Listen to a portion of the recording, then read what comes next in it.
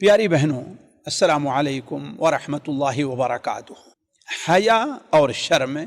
اس کو اسلام میں بڑی اہمیت حاصل ہے۔ قرآن اور حدیث میں اللہ تبارک و تعالی نے اس کے بڑے فضائل بیان فرمائے ہیں، بلکہ بعض جگہ مومنہ عورتوں کی تعریف اس بنیاد پر کی گئی ہے کہ وہ حیا اور شرم کی حامل ہیں، تو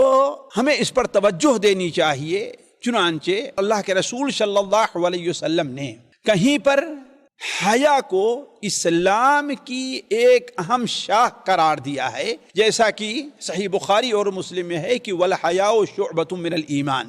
حیا ایمان کی ایک شاخ ہے۔ کہیں حیا کو اسلام کا نشان امتیاز بتلایا گیا ہے، یعنی ایک مسلمان مرد ہے یا عورت، وہ غیر مسلموں سے، کافروں سے، غیر دین والوں سے اس لیے ممتاز ہے کہ وہ حیا کرتا ہے، وہ شرم کرتا ہے، اور غیر قوموں کے اندر یہ چیز پائی نہیں جاتی، جیسا کہ اللہ کے رسول صلی اللہ علیہ وسلم کا ارشاد ہے ان لکل دین خلقا وخلق الاسلام الحیا۔ ہر دین کی ایک عادت ہے، ہر دین کے اندر اس کو ایک عادت کو اس میں ایک بڑی اہم حیثیت حاصل ہے، اور اسلام کا خلق جو ہے وہ کیا ہے؟ حیا ہے۔ اور کہیں پر اللہ کے رسول صلی اللہ علیہ وسلم نے حیا کو اسلام اور اخلاق کی زینت قرار دیا ہے، چنانچہ اللہ کے رسول صلی اللہ علیہ وسلم حدیث ہے وما کان الحیاء فی شیء الا زانہ، حیا کسی بھی چیز میں ہوگی تو وہ اسے زینت بخشے گی۔ بلکہ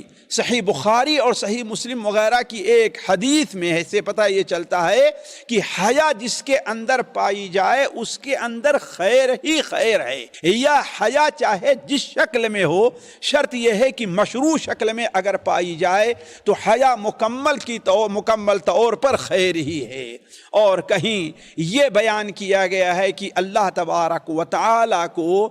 حیا کی جو صفت ہے وہ بڑی محبوب ہے، چنانچہ نبی کریم صلی اللہ علیہ وسلم نے ارشاد فرمایا، سنن ابو داؤد میں ہے کہ اللہ تبارک و تعالی حیا کرنے والا اور پردہ رکھنے والا ہے، اور حیا اور پردہ پوشی کو پسند بھی کرتا ہے۔ اور کہیں پر اسلام نے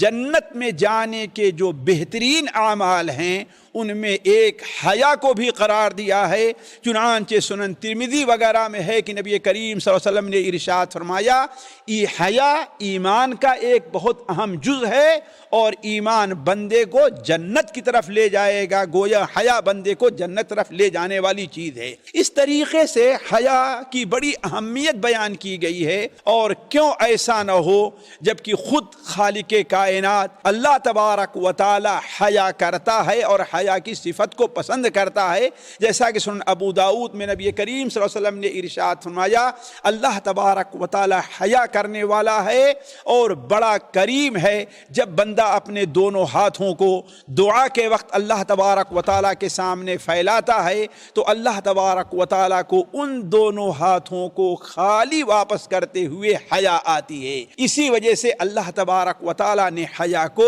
انسانوں کی فطرت میں رکھا، اور انبیاء علیہم السلام کو حیا کا ایک بہت بڑا حصہ عطا فرمایا۔ چنانچہ حضرت آدم اور حضرت حوا علیہم السلام کے قصے کے اندر ہے کہ جب معصیت کی بنیاد پر ان کے جنتی لباس چڑھ گئے، چھن گئے، تو وہ لوگ شرم سے پریشان ہوئے، جنت میں ادھر ادھر بھاگنا شروع کیا، اور جنت کے درختوں کے پتوں کو لے کر کے اپنی شرمگاہ کو چھپانے لگے۔ حضرت موسیٰ علیہ السلام کی صفت بیان کرتے ہوئے نبی کریم صلی اللہ علیہ وسلم نے ارشاد فرمایا کہ حضرت موسیٰ علیہ السلام کان حییا ستیرا، موسیٰ علیہ السلام حیا کرنے والے اور بڑا پردہ رکھنے والے تھے، اپنے جسم کے کسی بھی ایسے حصے کو کبھی لوگوں کے سامنے ظاہر نہیں کیا جسے ظاہر نہیں ہونے دینا چاہیے۔ خود ہمارے نبی صلی اللہ علیہ وسلم کی صفت بیان کرتے ہوئے ابو سعید خدری نے بیان فرمایا کہ آپ صلی اللہ علیہ وسلم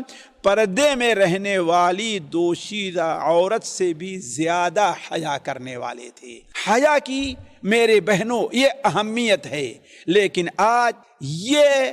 عادت، آج یہ صفت ہمارے مسلمانوں اور خصوصاً ہماری بہنوں سے رخصت ہوتی جا رہی ہے۔ اس کی متعدد وجہ ہیں، اس کی سب سے بڑی وجہ غیر قوموں کی مشابہت ہے، اس کی سب سے بڑی وجہ دینی تعلیم سے الگ ہٹ کر کے دنیاوی تعلیم کے اندر تقدم حاصل کرنا ہے، اور اس کی سب سے اہم وجہ اسلامی اقدار اور اسلامی تعلیم کا مسلمانوں کے اندر سے مفقود ہونا ہے۔ لہذا اسی کے پیش نظر یہ چند باتیں آگے آپ کے سامنے رکھی گئیں۔ والسلام علیکم ورحمۃ اللہ وبرکاتہ۔